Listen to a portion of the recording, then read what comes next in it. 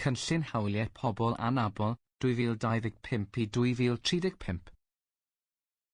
Rhagair gan y gweinidog. Rydym yn falch o gyflwyno'r Cynllun Hawliau Pobl Anabl hwn i Gymru, a fydd yn ein helpu i hybu hawliau a chyfleoedd pobl anabl i gael gwared ar rwystrau, ac i herio'r rhagfarn a gwahaniaethu maen nhw'n ei wynebu.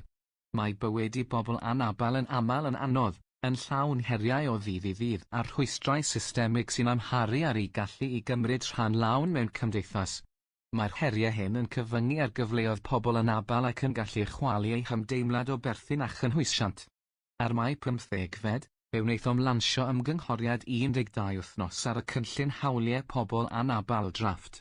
Drwy gydol y broses hon, cawsom adborth hollbwysig, gan dynnu sylw at feisydd yn y Cynllun Hawliau Pobl Anabl a gafodd dderbyniad da yn ogystal ag eraill lle gellid cryfhau'r cynllun hwn.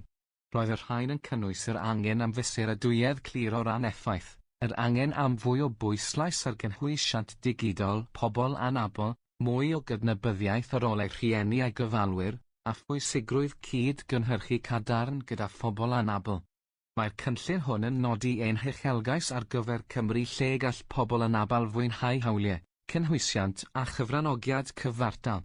Wrth raidd ein dull gweithredu mae'r model cymdeithasol o anabledd, sy'n ein helpu i ddeall sut gall pobl anabl gael ei dal yn ôl gan y byd o'i cwmpas, a sut gallwn ei gwneud hi'n haws i bawb gymryd rhan yn y byd. Rydym hefyd yn cael ein harwain gan egwyddorion a rhwymedigaethau confensiwn eu hawliau pobl ag anableddau.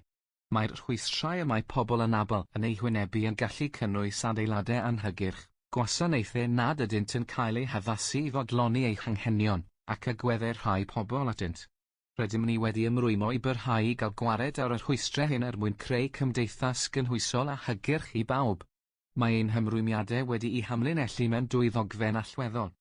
Mae'r cynllun 10 mlynedd hwn, sy'n nodi ein uchelgeisiau hirdymor, a hefyd ein camau gweithredu tymor bydd y byddwn yn bwrw ymlaen â nhw nawr.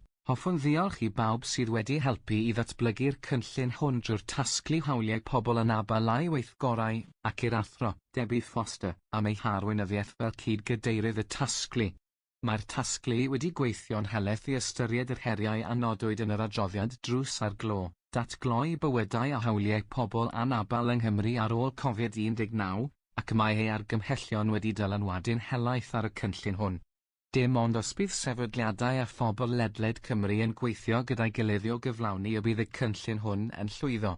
Byddwn yn sefydlu bwrdd ymgynghorol allanol i ddarparu cyngor a chymorth ynghylch gweithredu, cyflawni ac effaith y Cynllun Hawliau Pobl Anabl. Mae cyflawni ein uchelgais o Gymru lle gall pobl anabl fyw, gweithio a ffynnu fel dinasyddion cyfartal yn gofyn am ymdrech ar y cyd.